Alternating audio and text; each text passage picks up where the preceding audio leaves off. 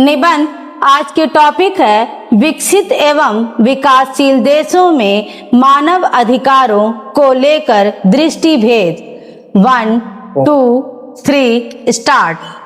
पिछले कुछ दशकों से हर देश में वहां के नागरिकों या अन्य देशों से पहुंचे हुए व्यक्तियों के साथ अमानवीय व्यवहार के मुद्दे को लेकर मानवाधिकार के प्रश्न को उठाया जाता है। यूरोप और अमेरिका में मानवाधिकारों से संबंधित अनेक संगठन हैं। वे भी मानवाधिकारों के मुद्दों को उठाते रहते हैं। प्रायः ऐसे मुद्दे बहुत विचारणीय होते हैं, किंतु मानवाधिकारों को लेकर पिछले कुछ वर्षों से जो विवाद उठने लगे हैं वे विकसित देशों एवं विकासशील देशों की अपनी सामाजिक, सांस्कृतिक, धार्मिक स्थितियों की भिन्नता के कारण हैं।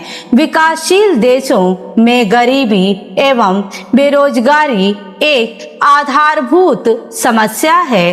पेट पालने के लिए बच्चे से लेकर बड़े तक को ऐसे कार्य भी करने होते हैं जिनको पश्चिम में संपन्न देश मानवाधिकारों की दृष्टि से उपयुक्त नहीं मानते। इसीलिए बालाश्रम से संबंधित अनेक मुद्दे मानवाधिकार की दृष्टि से उठाए गए हैं। गरीब देशों में गरीब लोगों के पास जीवन यापन के साधन इतने सीमित हैं कि माँ और बाप दोनों मिलकर भी अपने बच्चों का पेट नहीं भर सकते।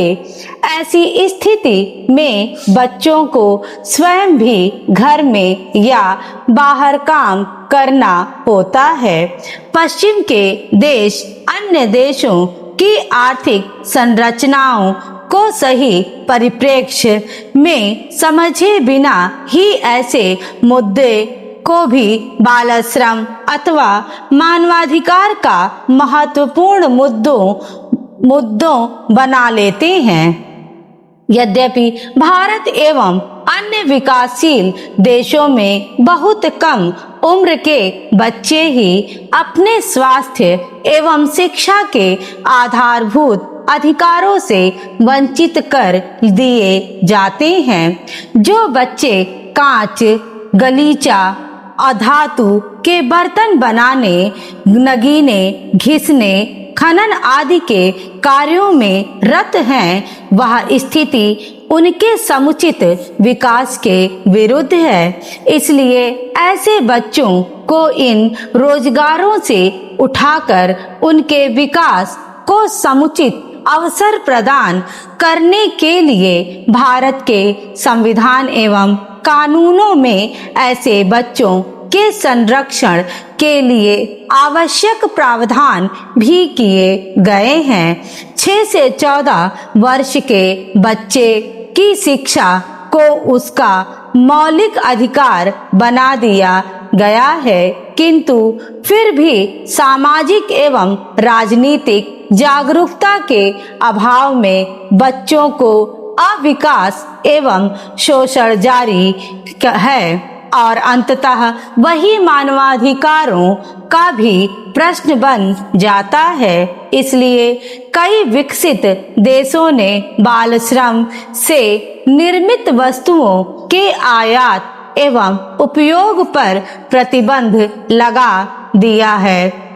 बहुत से देश इसी आधार पर भारत में बने हुए गलीचों को अपने यहाँ आयात नहीं कर रहे हैं। इस प्रकार के अंतर्राष्ट्रीय दबावों से भारतीय सामाजिक, राजनीतिक जीवन में मानव अधिकारों को लेकर जागरूकता बढ़ी है, किंतु सामाजिक आर्थिक स्थितियों की विकटता को समझे बिना और इस तरह संबंधित समस्याओं का योजनाबद्ध रूप से समाधान निकाले बिना केवल मानवाधिकार के नारे पर इन देशों की अर्थव्यवस्था, विशेष रूप से गरीब परिवारों की अर्थव्यवस्था को छेड़ना ठीक नहीं है। उल्टा ऐसा करना भी भयानक हो सकता है। इसलिए मानव अधिकारों के प्रश्न को